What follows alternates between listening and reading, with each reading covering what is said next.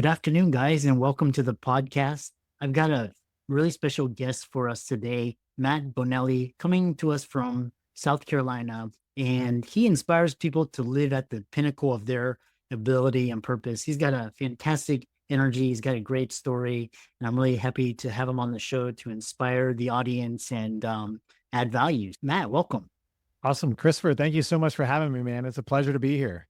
Yeah, I like it. We were talking before, and I love just connecting and I love just sharing ideas. And one thing that really just briefly introduce yourself and we'll dive right into the questions. Yeah, for sure. I'm a business coach primarily for real estate agents. I also run a marketing company that is focused on the same demographic. But even though I've served that industry for many years, like things that I've learned and that mentors have pushed onto me apply to so many different things. The primary which being like I'm fascinated with how people get their lives together and get that to be the primary focus versus work. Because particularly like doctors and lawyers and the folks that are primarily your audience, how many people just get sucked into work? And that is like really noble work. I'm not saying that real estate isn't noble work, it's great work, but when you're saving lives and helping people out of like really serious situations, that work can start to overrun your life. And how do we get that back is something I'm always fascinated with. Yeah, yeah, and everybody has a purpose. And so one thing that's really stood out to me is this idea of mediocrity. And I had a guest talk about mediocrity a couple weeks ago, and I recently read Grant Cardone's 10X, and he talks about the disease of mediocrity. And a lot of people listening, they're like, yeah, it's me when it's like, why is it bad to be mediocre? So talk about conquering mediocrity and why mediocrity is a disease. Yeah, for sure. And I think mediocrity is going to be defined differently for different people. But I think we all at some point feel that. And maybe if we don't, then awesome. We're probably on a path that's really great. But for me, what I noticed is one day, I wasn't really one day, it was like a culmination of experiences that added up to now it's easier to sum it into one day as I realized, man, I'm balancing all this stuff and maybe have what people would call work-life balance, but I felt like I was just not fulfilling my potential. I was just going through checking boxes, not really pursuing the things that I really enjoyed at a high level. And I didn't feel like I was really giving that much to work either. I was just spending a lot of time in it. And for me, that was like, I'm stuck in mediocrity. This is just going to go around. Like I look at mediocrity as this thing is that if your life just stays the same for the next 10 years, but you want more out of it, then you're stuck in mediocrity, right? It doesn't matter if you're earning a ton of money and the bank account looks good, but you're not feeling fulfilled and you're not providing the service to others that you could, then you're in mediocrity. And if you're in really tough times, then you could also be in mediocrity. But once you start moving beyond it, that's when you step outside of it. It's not a matter of the results necessarily. It's where are we pointing ourselves and giving that intention and energy towards. Yeah, it's really interesting because I was going to ask you, because what about that doctor lawyer making 6, 7 figures but his or her health is horrible and the relationships are horrible. And just so one thing is you talk about health driving your wealth. And also the more people I talk to, entrepreneurs and solopreneurs, they talk about this idea of self-improvement and like mental and physical fitness tied to business success and income. So Yeah. in on that. Yeah. Yeah. I have anecdotal evidence that shows it like, hey, people whose health is trending in a positive direction, because people will say, if somebody's already fit, like, great, why aren't they making a ton of money or whatever? And so I look at it in terms of trends and correlations. And we actually might be able to do a little study on this coming up. We're working with a health coaching organization, and we might try to map some health coaching clients along the same with their business over a 6-month period to actually put some numbers to this. But anecdotally, what I've seen is when people are improving their health, there's a few things that happen. Their energy increases, their happiness increases. And when you're in a better state of mind, you can give a lot more to your job or your business, which then produces better results over there. And naturally, that's going to lead to increased income.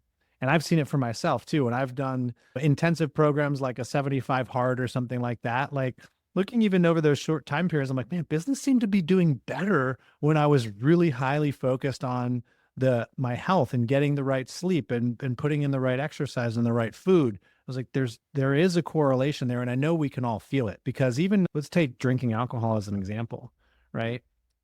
Everybody knows the feeling when you wake up the next day and you're just a little sluggish. Not like you went out and partied and had a massive event and you're hungover, but you're just feeling a little less optimal. You tend to give a little less more. You take that extra coffee break. I heard someone say, actually, a fitness coach told me this the other day, that a sick day for an employee can cost an organization $3,600 for that day, just one sick day, right? And so that shows that the money is all related. So if we get our health on a good trend, we're going to be able to put more, and that means we're going to get out more, because the more we serve, the more we get too. Yeah.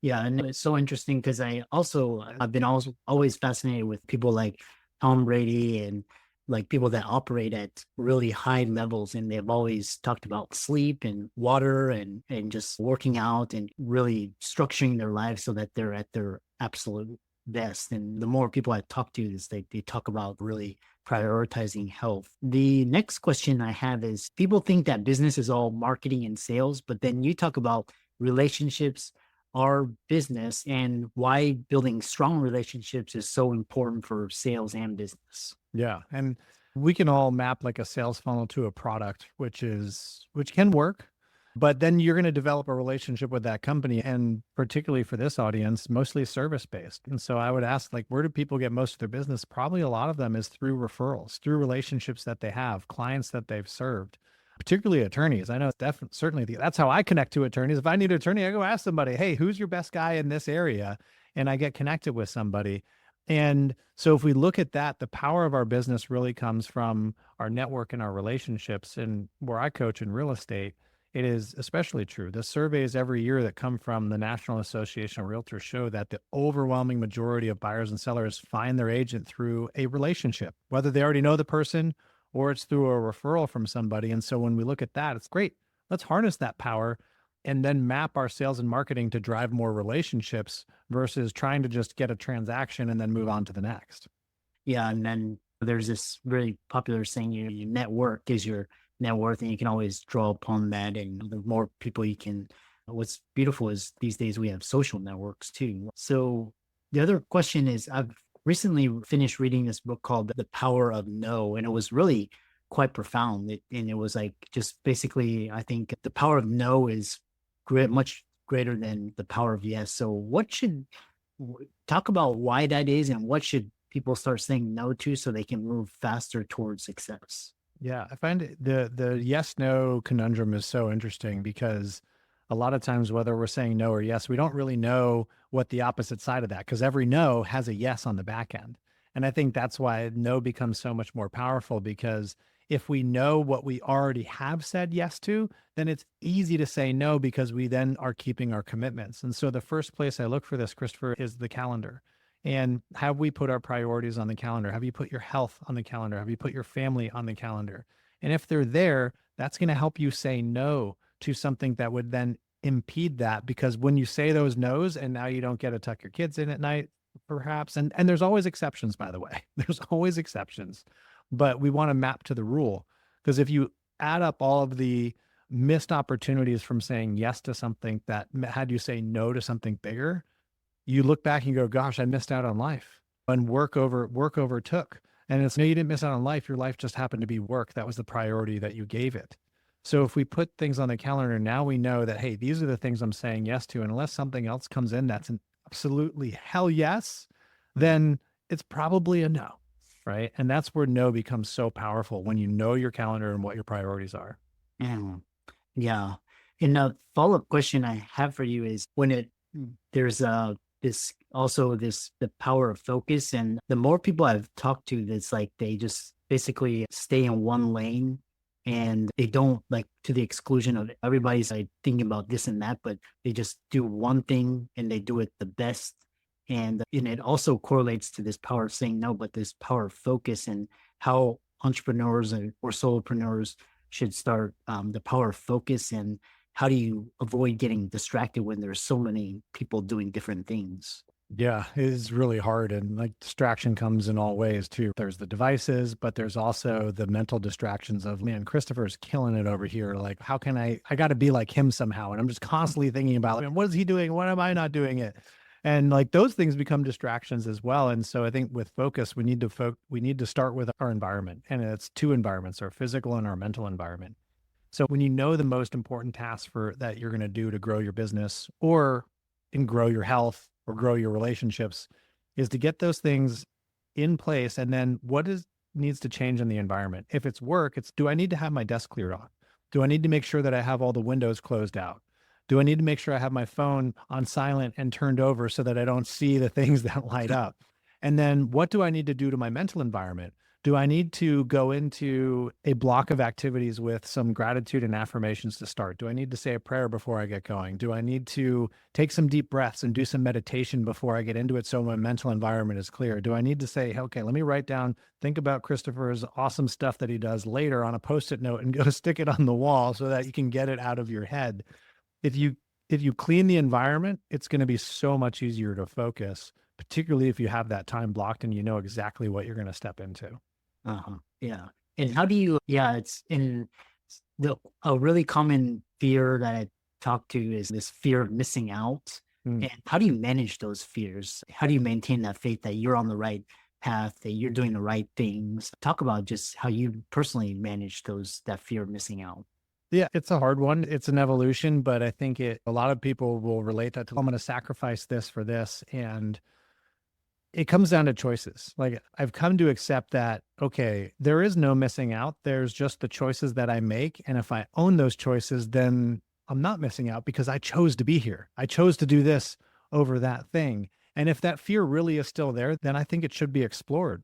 Expand on it. Ask yourself, why do I fear missing out on something? Why am I missing out on something right now? Is it that I don't like what I'm doing now and would rather be doing that? And then take it further. If I don't like what I'm doing now, is it leading to something that I truly love? And if I was doing this other thing that I consider this, it may not lead to that thing, so that we can start to dispel the myths around sacrificing for this thing or the other. There's just choices. And if we embrace it, then we're going to be able to. Now, it doesn't mean that you're not going to wake up the next day and be like, "Ah, that party sounded like it was a lot of fun. I wish I was there." Like you're going to have those feelings. And I don't think that's a bad thing. That's okay to have that, particularly if it's still driving you to work harder and spend more time with your family and do the things that you truly love, then awesome. But if you own your choices, that will probably subside just a little bit. Yeah, I love that. Yeah. And then it's just like at conferences and conventions, and there's just so much, and it's like you have to focus on one thing and so many people to meet and talk to. And so really like that idea. Then this next question is blending like your work and your family and your relationships. So you talk about life, work harmony instead of work-life balance. And I'm always interested to hear the current thinking in this area. Yeah, it's work-life balance is a phrase that everybody has. And I think particularly for people in service professions, like it can feel that way. It's, hey, I'm at work or I'm at home. And those are two separate things. And at one point in my career as coming out of finance and when I was in real estate, I was busy with a lot of things and I felt like I had good balance, but it was full, but I also felt like it was going to break. And it's because balance is static, right? It feels so you got to give to one thing or take away, and it's really hard to manage, in my opinion. And so I started to research entrepreneurs and people who I thought were successful and just discover what do they do? And people would ask them questions like, how do you balance your work and your life? And they struggled answering this question. And I realized, wait, they don't have balance. They have something different. And so I call it harmony. And I'm sure some other people do too. And then I flipped the word order as well, because life really should come first. And because I heard someone say, I forget who it was, when he said, people talk about work and life and the separate things, but if work is consuming more of your time than life, then you still have a life. Your life just is work. And so if we focus on life first and then blend work into it, you mentioned Grant Cardone. I heard him say once, I built my career based on the lifestyle I wanted to have and built my company around the lifestyle that I want to have. And that's why I got where I am. And now he's a billionaire, right? So he can do it almost anything he wants with that money, but he was very intentional about saying, hey, this is the life that I want. Even though I went from being broke and addiction and all these things, I'm going to make sure that I build this life so that I don't lose these people and I don't lose the time. And I'm going to make sure the company fits around that. And I think what's crazy is you can still see incredible results no matter your profession. Doctors, lawyers, the same. If you focus on your life first, you can build the organization around that so that you can experience what you really want to experience. But you got to focus on life first. And most people put work first. They fill out their calendar with all the work appointments and then see if there's room for life. Do it the opposite way around. Yeah, really timeless advice. Another question for you is, so you when this we talk about life work harmony and just the I've been recently experimenting with just because like work and life blended together, but then it started just to get overwhelming and I would just get interrupted. And so I started just basically at a certain time, I would just find the ending point and just shut the laptop and just clear that mental clutter. How does boundaries and how do you structure it so that you maintain, are you almost 24/7 or you just shut your phone off, put it in another room?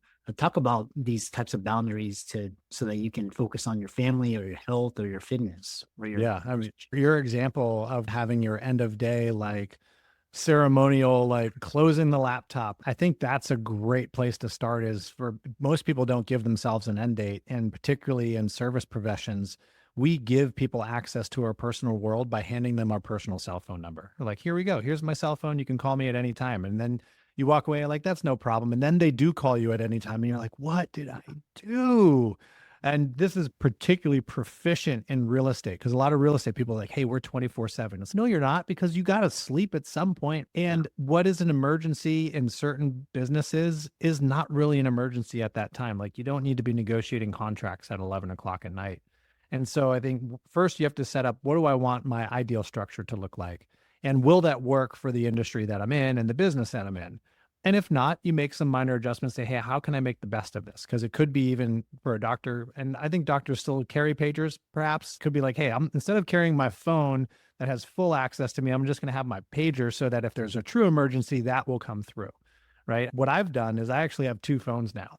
Because I not only struggle with the distraction of being connected into my email and does anybody need me, but also social media apps and things like that. And I was like, what if I just got a separate phone that didn't have any of that? And that's what I carried on the nights and weekends. And that's what actually sits on my bedside table instead of the other thing where I can wake up and see all the stuff. And it's worked really well for me so far, actually, because I can still go and have fun with my family on the weekends and nobody has that number. So people can't really access me, which feels really good. And now you have to set up your business. If you're telling people you're 24/7, let's say, you do need to set up your business to still operate without you. And this is one of the biggest struggles that solo business owners have is how do I help my business run without me? And that's a really deep question. But once you identify your own boundaries, then it becomes clear if I need to hire them to fill this position. I need a weekend person who can answer the phone and answer questions, or at least give enough answers to get through to Monday when I can then come in and take care of what's left behind. Yeah, I love that. And I actually did the same thing. I have another phone as well, and nobody has the number, and I don't get spam calls and, all of that. And it's been really wonderful as well. So to conclude, because it looks like you're really killing it as well. You've got a podcast, you've been in real estate, live in a beautiful city. And people listening to this, how does one start on the journey of discovering their purpose, and how can they find you and reach you and contact you?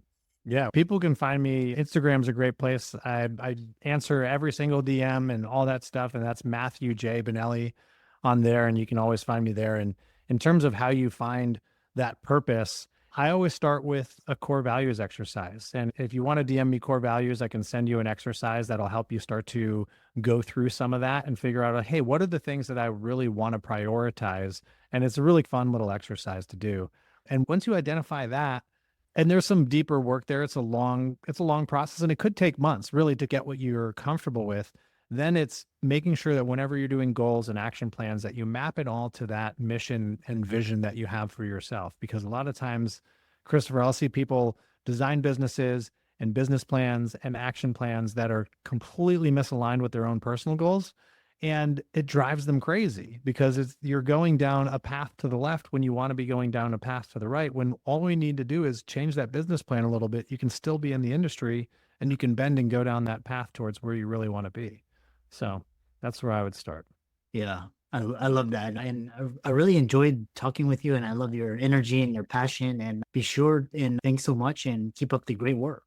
Yeah, same here, Christopher. Thank you so much for having me on. I really appreciate the time, and it was great chatting with you too, man. These great questions.